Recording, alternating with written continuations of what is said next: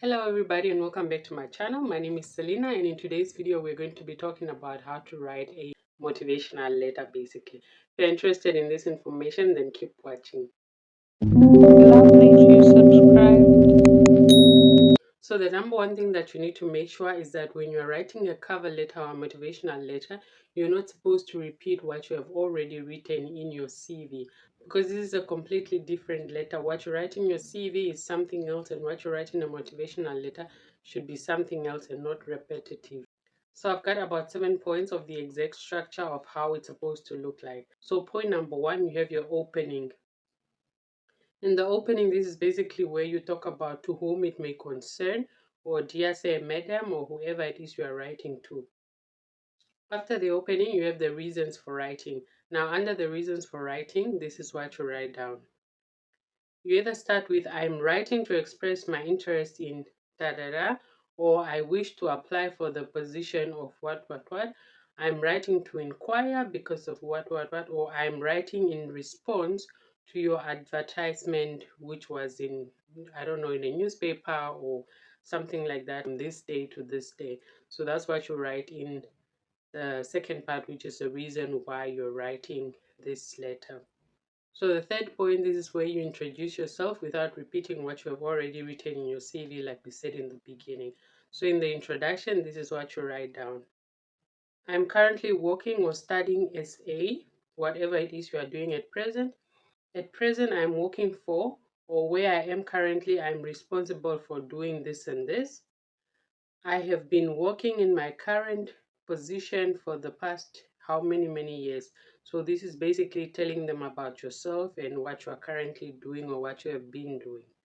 Point number four, this is where you talk about your education and your experiences. Now under this is what you write down. You either explain that no, I've graduated from this university with a bachelor's of arts in, I don't know, psychology in 2000 and whatever it was. You also talk about the nature of your studies and what it has done to prepare you for this current job that you are applying for. Or you also talk about, like, as you can see from my CV, I have worked here and here, and because I've done these things, I've gained this experience, and because of this experience, I feel like, I'm able to do this.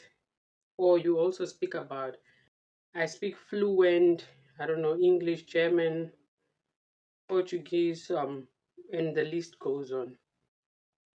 Point number five, you need to explain why you're the best candidate of this specific job or school you're applying for. So here you talk about things like, I feel I'm suitable. I feel I'm suitable for this role as I have experience in this and this and this. Or say things like, I consider myself to be a friendly, efficient, enthusiastic worker, hence why I feel I'm the best candidate for this position. Or I'm very keen to work for an ambitious company such as yours. When you say this point, you need to make sure that you have done enough research on this company so that you can mention one or two things about this company, and then whoever the employer will then know that, yeah, you do have an idea of what you're actually applying for and not just randomly applying. Point number six is your closing comment, and under this is what you write down. Thank you for taking time to consider my application form. I am available for contact or interview at any time. Should you require further information, do not hesitate to contact me on these numbers, or please find CV attached if you are writing an email, or you can say please find CV enclosed if you are giving a letter. And the last point will then be you signing off. In the signing off, this is what you write down. I look forward to hearing from you. Or you say yours sincerely if you know the name of the person, or up there if you wrote dear, whoever it is you wrote directly to. Or you say yours faithfully if you do not know the person's name, and up in the beginning you wrote dear, say, madam, and so forth. And again, all the things I'm always stressing about, you need to avoid spelling mistakes because that grants you absolutely unprofessional. And you also need to make sure that your paragraphs are properly structured, like they do have proper spaces in between, enough for somebody to read and understand what you're talking about. You need to avoid writing down empty phrases or flattering words because you are looking for a job or a school opportunity. You're not here to flatter anybody. So when you write your cover letter, you need to make sure that it's not more than 500 words and it's not more than 1.5 pages. So 1.5 pages, that's the maximum that you can go.